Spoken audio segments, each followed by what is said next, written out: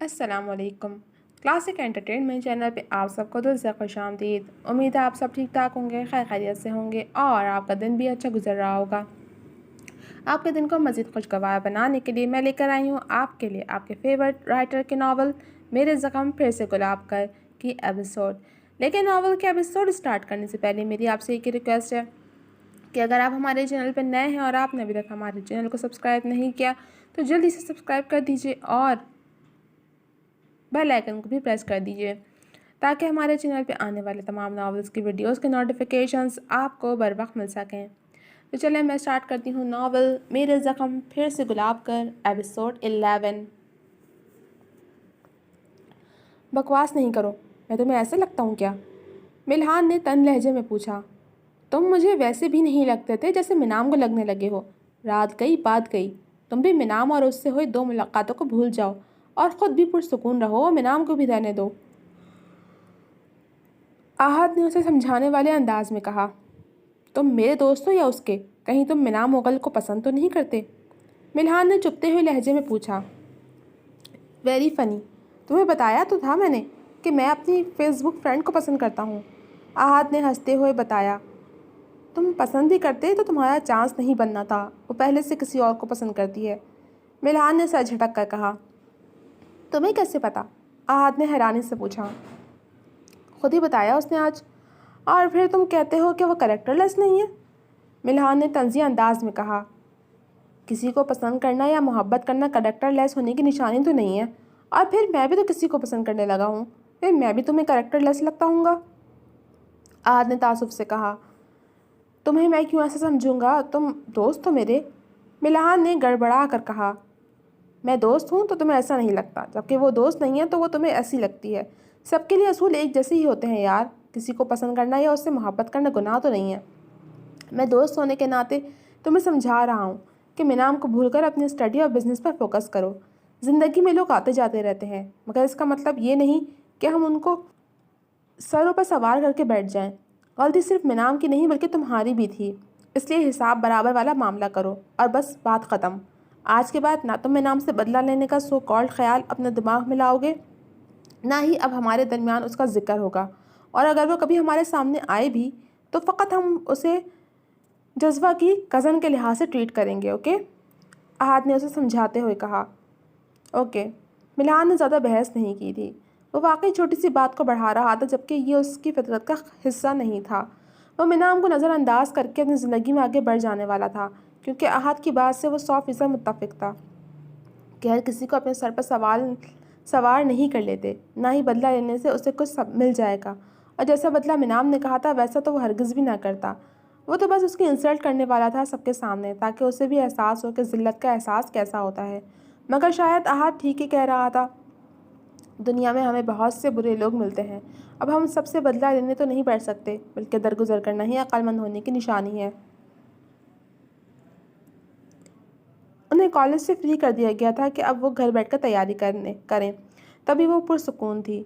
अभी वो एंजल से बात करती उसे अपनी सारी आज की रूटीन बता रही थी जब दरवाजे पर दस्तक हुई। उसने फ़ोन एक तरफ रखकर दरवाज़ा खोला तो सामने महमून खड़ा था, जिसे देखकर मिनाम की आंखों में मिर्चें सी भर गईं। जी कहिए। उसने दरवाज़ा खोलकर उसे अंदर आने की इजाज़त नहीं दी थी, बल्कि वहीं खड़े खड़े पूछने लगी। अंदर आने का नहीं कहोगी? महमूद ने नरमी से पूछा। कहती अगर मुझ पर आपकी नियत वाज़ेह ना होती तो। मिनाम ने सपाट अंदाज में कहा तो महमूद ने लब भींचकर उसे देखा। तुम्हारा गुस्सा लगता है अभी ठंडा नहीं हुआ। महमूद ने एक झटके से उसे बाजू से दबोच कर पीछे किया और कमरे में दाखिल होकर दरवाज़ा बंद किया, जिस पर वो दबा दबा से चिल्लाई। तो दरवाज़ा क्यों बंद कर दिया आपने? उसने रस्ते लहजे में पूछा था। महमूद की इस हरकत से वो बिल्कुल जद पड़ गई थी। मुझे अफसोस है कि तुम्हें अब मेरी ज़ात पर इतना सा भी एतबार नहीं रहा कि मुझसे अकेले में बात कर सको। महमूद के लहजे में टूटे कांच की कड़चियाँ थीं, जिसमें मिनाम लब भींच कर रह गई। वह आमने सामने खड़े थे, यूं कि दोनों के दरमियान 1.5 फीट का फासला था।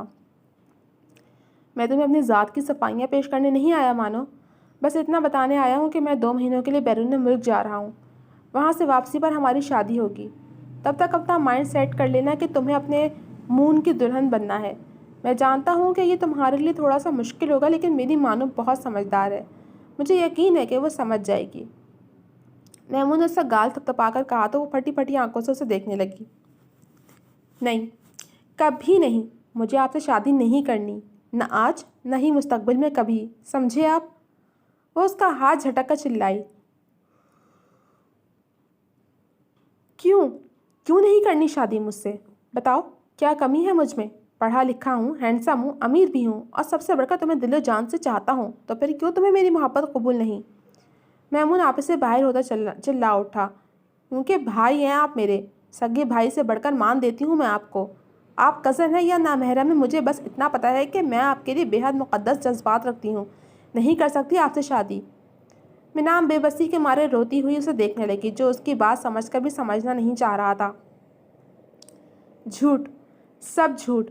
صاف صاف کیوں نہیں کہتی کہ مجھ سے جان چھڑوانے کو بہانے بنا رہی ہو تم؟ کسی اور کو پسند کرتی ہو نا تم، اس لیے تم مجھ سے شادی سے انکار کر رہی ہو۔ میمون نے اسے دیکھ کر زہر خان لہجے میں کہا تو منام شوق سے اسے دیکھے گئی۔ سچ یہی ہے کہ میں نے آپ کو ہمیشہ اپنا بھائی مانا اور سمجھا ہے۔ آگے آپ کو میرے بارے میں جو سوچنا ہے سوچیں، مجھے اس سے فرق نہیں پڑتا۔ اور رہی پسند کی بات، تو میں صرف اسے پسند نہیں کرتی، محبت بھی کرتی ہوں اس سے، اور شادی بھی اسی سے ہی کروں گی۔ اگلے ہی پل خود کو سنبھالتے منام نے دو ٹوک مگر سپاٹ لہجے میں کہا، میں ایسا ہرگز نہیں ہونے دوں گا۔ تم میری ہو اور میں تمہیں ہر کسی سے چھین لوں گا۔ شادی تمہاری مجھ سے ہی ہوگی، اور اگر تم میری نہ ہوئی تو میں تمہارے اس عاشق کو موت کے گھاٹ اتار دوں گا۔ اپنے ایک ایک لفظ پر زور دیتے اس نے دھاڑتے ہوئے کہا، اور تیزی سے اس کے کمرے سے باہر نکل گیا، جبکہ منام اپنی جگہ ساکت رہ گئی۔ اس کی دھمکی سن کر منام کا دل اچھل کر حلق میں آیا تھا۔ مر جاؤں گی مگر آپ سے شادی نہیں کروں گی مون بھائی، بے بسی اور نفرت سے بڑبڑاتے ہوئے اپنے بستر پر ڈھہ گئی تھی، اور اگلا دن بے حد بوجھل سا تھا۔ شیما بیگم اور جذبہ کی اس سے بات چیت بند تھی، اور اس نے خود بھی ان سے بات کرنے کی کوشش نہیں کی تھی۔ اوپر سے وہ کل رات کی میمون کی حرکت پر اپنے کمرے سے بھی باہر نہیں نکلی تھی۔ رو رو کر اس کی آنکھیں سوجی ہوئی تھی، اور ساری رات روتے رہنے کے بعد وہ صبح کے 4 بجے جا کر سوئی تھی، اور ابھی تک سو رہی تھی۔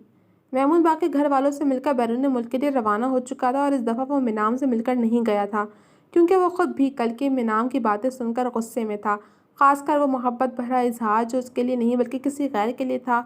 اور اب تو اس نے پکا سوچ لیا تھا کہ وہ منام کو کسی حال میں کسی اور کا نہیں ہونے دے گا، بلکہ منام اس کی ہے اور ہمیشہ اسی کی رہے گی، چاہے اپنی خوشی سے پھر زبردستی۔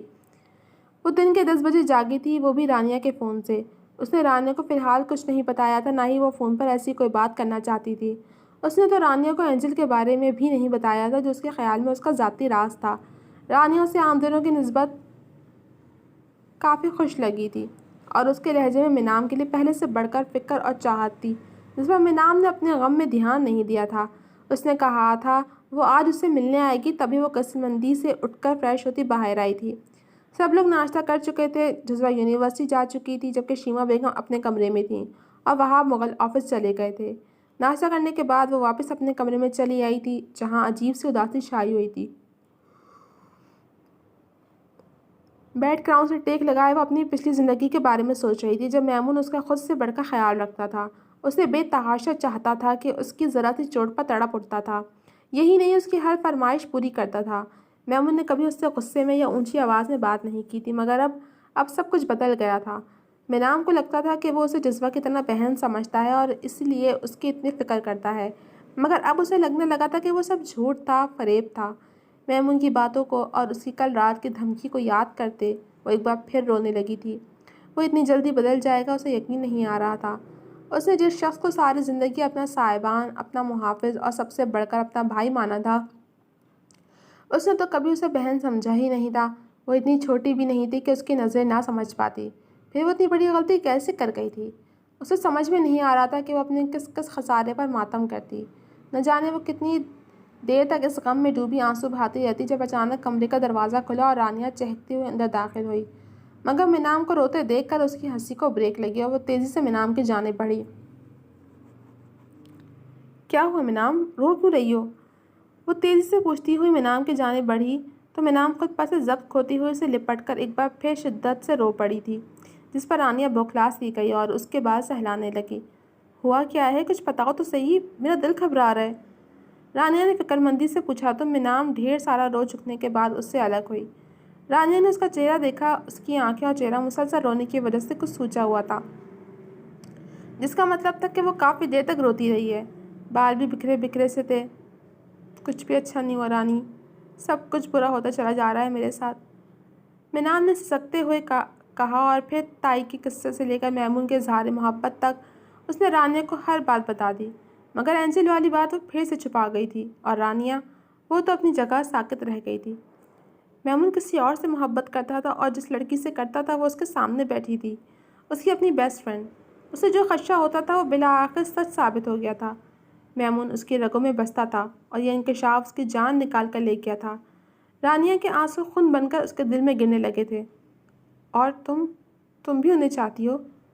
رانیہ نے کس دل سے یہ سوال پوچھا تھا، یہ اس کا خدا یا پھر اس کا دل ہی جانتا تھا۔ کہاں برداشت تھا یہ تسلیم کرنا کہ جس سے وہ محبت کرتی تھی وہ خود کسی اور کو چاہتا تھا۔ بکواس نہیں کرو رانیہ، میرے ان کے دلی جذبات سے تم اچھی طرح واقف ہو۔ میں نے ان کو ہمیشہ اپنے سگے بھائیوں سے بڑھ کر چاہا ہے، انہیں اپنا سگا بھائی مانا ہے، پھر میں ان کے بارے میں ایسا کیسے سوچ سکتی ہوں؟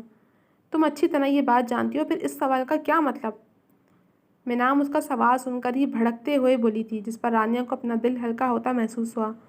میمون منام سے محبت کرتا تھا، مگر منام تو نہیں۔ اس کا مطلب صاف تھا کہ منام کبھی میمون سے شادی کرنے پر راضی نہیں ہوگی، اور رانیہ اب بھی اسے پا سکتی تھی۔ پھر اب کیا کرو گی؟ رانیہ نے دھیرے سے پوچھا، ورنہ دل دھک دھک کر رہا تھا۔ ایسا لگ رہا تھا اگر منام راضی ہو گئی تو وہ میمون کو ہمیشہ کے لیے کھو دے گی، اور وہ میمون کو کھونا ہی تو نہیں چاہتی تھی۔ تایا جان میری مرضی کے بغیر ایسا کوئی فیصلہ نہیں کریں گے، میں اچھے سے جانتی ہوں، منام نے پر یقین لہجے میں کہا۔ تم بھتیجی ہو ان کی، جبکہ میمون سگے بیٹے ہیں ان کے۔ وہ لاکھ تم سے محبت کا دم بھرتے ہوں، مگر ساتھ اپنے بیٹے کا ساتھ ہی دیں گے اور انہی کی خواہش پوری کریں گے، رانیہ نے کہا تو منام کی آنکھوں میں پھر سے نمی بھرنے لگی۔ پھر میں کیا کروں؟ مجھے مون بھائی سے شادی نہیں کرنی رانیہ، منام نے بے بسی سے کہا۔ تم دو ٹوک انکار کر دینا، ویسے بھی تم بالغ ہو اور اپنے فیصلے خود لے سکتی ہو، کوئی تمہیں زبردستی مجبور نہیں کرے گا میمون سے شادی کرنے پر۔ ویسے اس کے علاوہ ایک راستہ اور بھی ہے، رانیہ نے کنکھیوں سے اسے دیکھتے ہوئے کہا۔ وہ کیا؟ منام چونک اٹھی۔ میمون 2 مہینوں سے پہلے ملک سے واپس نہیں آئیں گے، تو تم ان 2 مہینوں میں کسی اور سے شادی کر لو، رانیہ نے کہا تو وہ آنکھیں پھاڑ اسے دیکھنے لگی۔ رانیہ اسے میمون کی زندگی سے نکالنے کے لیے الٹے سیدھے مشورے دے رہی تھی، اور اس بات میں کوئی شک نہیں تھا کہ رانیہ اس وقت خود غرض بن رہی تھی، بنا اس بات پر غور کیے کہ میمون اسے حاصل ہو بھی سکے گا یا نہیں۔ تم ہوش میں تو ہو رانی؟ میں ابھی 17 سال کی ہوں، اتنی بڑی نہیں ہوئی کہ شادی جیسی ذمہ داریاں سنبھالوں، اور مون بھائی سے پیچھے چھڑانے کے لیے مجھے کسی اور سے شادی کرنے کی ضرورت نہیں ہے، منام نے ناگواری سے کہا۔ 2 دن بعد تم 18 سال کی ہونے والی ہو منام۔ رہی بات شادی کی تو مجھے تمہارے لیے ایک بہتر حل نظر آیا ہے، اور جس طرح تم نے مجھے میمون کے بارے میں بتایا ہے، مجھے نہیں لگتا کہ وہ اتنی آسانی سے تمہارا پیچھا چھوڑیں گے، رانیہ نے کندھے اچکا کر کہا تھا۔ وہ چاہتی تھی منام شادی کے لیے مان جائے تاکہ امیر کو اس کی محبت بھی مل جائے اور رانیہ اور میمون کے بیچ سے منام بھی نکل جائے۔ اس دوران منام نے اپنی سوچوں میں الجھ کر غور نہیں کیا تھا کہ رانیہ میمون کو بھائی نہیں کہہ رہی تھی، بلکہ اسے اس کے نام سے پکار رہی تھی۔ اچھا یہ سب چھوڑو، تم اکیلی رہو گی تو یہی سب سوچ سوچ کر پریشان ہوتی رہوں گی میں۔ چلو میرے گھر چلتے ہیں، وہاں جا کر مووی دیکھیں گے اور فری ٹائم میں پڑھائی بھی کر لیں گے۔ یہاں رہ کر تو تمہیں بار بار وہی سب یاد آتا رہے گا، اور تم اتنا سوچ سوچ کر بیمار پڑ جاؤ گی، رانیہ نے لگاوٹ بھرے انداز میں کہا تو منام چاروں ناچار اٹھ کھڑی ہوئی، اور پھر کپڑے بدل کر وہ ملازمہ کو بتا کر رانیہ کے ساتھ اسی گاڑی میں بیٹھ کر اس کے گھر آ گئی۔ سب سے پہلا سامنا اس کا گلبانو بیگم سے ہوا تھا۔ ان سے سلام دعا کر کے وہ ان کی خیریت دریافت کرنے لگی تو وہ بھی نرمی سے اس سے باتیں کرنے لگی۔ میں جا کر کوئی مووی سیٹ کرتی ہوں، تم جلدی آ جانا، وہ بول کر رکی نہیں اور اپنے کمرے میں چلی گئی۔ آج کل تم آتی ہی نہیں ہو، کہاں مصروف رہتی ہو؟ بانو بیگم نے پوچھا۔ کہیں نہیں آنٹی، بس پیپرز ہیں نا تو اسی کی تیاری میں مصروف ہوں آج کل، منام نے مسکراتے ہوئے بتایا۔ یہاں آ کر کچھ دیر کے لیے ہی صحیح وہ اپنی تمام پریشانی بھول گئی تھی۔ میں جلد ہی امیر کا رشتہ اس کے ماموں کی بیٹی سے طے کر رہی ہوں، اور پھر جلدی اس کی شادی کا سلسلہ شروع ہو جائے گا، تو تم روز آیا کرنا ہمارے ہاں، 1 مہینہ پہلے ڈھولکی رکھنے کا رواج ہے، بانو بیگم نے بتایا تو منام کی آنکھوں کے سامنے وجیح اور نرم خو سے امیر کا چہرہ گھوم گیا تو وہ بے اختیار مسکرائی۔ اچھا رانی نے تو مجھے ایسا کچھ بھی نہیں بتایا۔ میرام نے حیرانی کا مظاہرہ کیا۔ جی تو جناب، اب تک کے لیے صرف اتنا ہی۔ کیسے لگے آپ کو یہ ایپیسوڈ؟ کمنٹ سیکشن میں اپنی رائے کا اظہار ضرور کیجیے گا۔ جو ملوں گی آپ سے اگلی ایپیسوڈ کے ساتھ، تب تک کے لیے اللہ حافظ۔